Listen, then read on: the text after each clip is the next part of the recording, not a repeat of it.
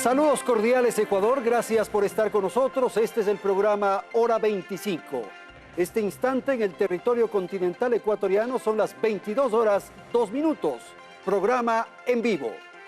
La contienda electoral que vive el Ecuador está entrando a un momento definitivo. Los indecisos han empezado a disminuir. Los nulos y blancos que aparecían con porcentajes muy altos también dan señales de decaer. A esta hora las tendencias políticas se expresan ya, yo diría, definidas. Llama la atención que la derecha asista a esta disputa dividida. Es evidente el enfrentamiento que se expresa entre las candidaturas de dicha corriente. Muchas voces de la oposición hicieron llamados para que se concrete una alianza o una unidad de modo de desafiar de este modo al oficialismo. Los intereses, liderazgos regionales, las egolatrías no permitieron que se concrete aquello. Ciertos vientos provenientes del sur del continente generan expectativa a los grupos de derecha en el sentido de que su momento es ahora. La dispersión sin duda beneficia al candidato de la Revolución Ciudadana. Guillermo Lasso enfrenta esa opción desde una tesis opuesta y que puede equipararse a la revolución silenciosa que se impulsó en España, en la España de José María Aznar. Nuestro invitado esta noche entonces, aquí en el estudio de Teleamazonas, es el candidato del Movimiento Creo, Guillermo Lasso Mendoza. Martina. Buenas noches a todos y bienvenidos. Guillermo Lasso es el menor de 11 hermanos y un emprendedor que autofinanció su educación escolar y contribuyó a la economía familiar desde los 15 años. Es el candidato de la banca, según sus detractores, y el de las oportunidades, según sus seguidores, a la presidencia por el Movimiento Creo. Tras una juventud dentro de la industria financiera, Lasso se convirtió en el hombre fuerte del Banco de Guayaquil, una de las instituciones financieras privadas más grandes del país. Desde ahí impulsó iniciativas como el Banco del Barrio para bancarizar los sectores y comunidades pequeñas o remotas del país. Por ese proyecto, el BID otorgó al Banco de Guayaquil el primer lugar en la categoría Estrategias de Bancarización en el 2011. Lasso dio un salto a la política en 1998 con el gobierno de Yamil Maguad y desde entonces nacieron aspiraciones que son claramente presidenciales. Pero ¿qué oportunidades reales tiene el candidato de Creo de llegar a la presidencia en una nueva batalla que va a librar por segunda vez? ¿Cómo inciden en esas oportunidades su trayectoria política y el desempeño en el mundo financiero? Lo analizamos en el siguiente reportaje.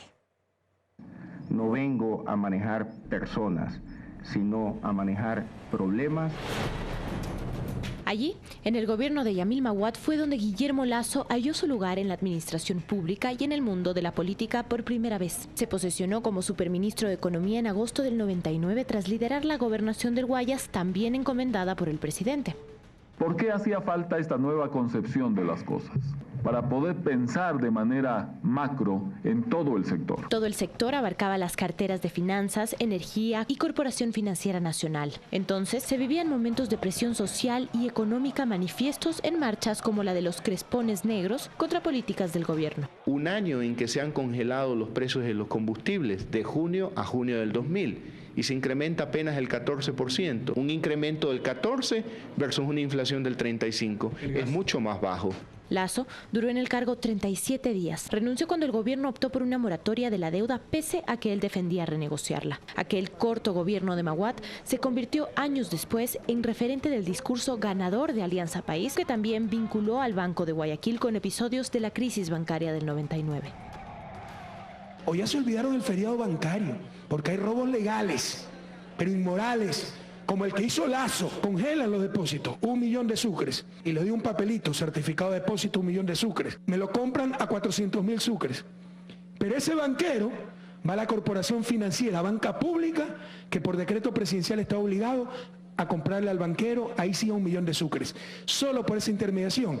ese tipo ganó 600.000 sucres. En la presidencia de Rafael Correa, la comisión que analizó los defectos del decreto 1492, que obligaba a la CFN a recibir papeles de los bancos para sanear deudas, apartó a Lasso de responsabilidades después de que compareciera ante ese órgano. Tras la salida forzada del poder de Maguad en el 2000, Lasso continuó su paso por la administración pública de la mano de dos administraciones. La primera fue la del municipio de Guayaquil, donde quien es uno de sus rivales más notorios hoy, Jaime Nebot Sadi, le encomendó la remodelación del terminal terrestre. Quisiera agradecer por la gentileza de ustedes al haberme ratificado. Todo ese sector será sin duda una moderna y funcional puerta abierta. La segunda administración pública en la que participó fue la de Lucio Gutiérrez. Ahí hizo posible un conocido encuentro entre el presidente Gutiérrez y George W. Bush. Nosotros le hemos dicho que queremos convertirnos en el mejor amigo y aliado de los Estados Unidos. Luego,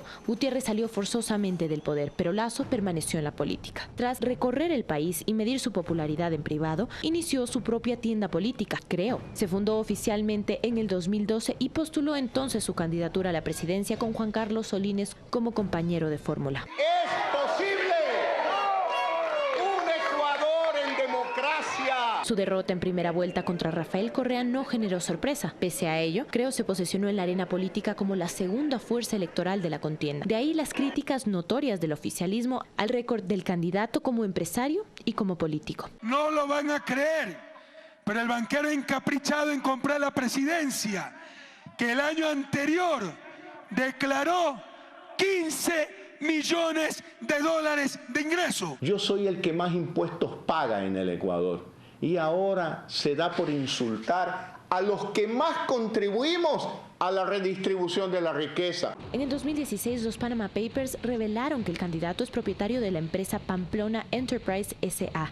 en Panamá, hecho que no formaba ningún acto de ilegalidad, según expresó Lasso, pero que sí da pie a una retórica encendida de sus rivales políticos contra un personaje que consideran defiende los intereses privados de las grandes empresas y no las necesidades colectivas del pueblo. Que la ciudadanía perciba lo contrario podría ser decisivo en los comicios del 19 de febrero.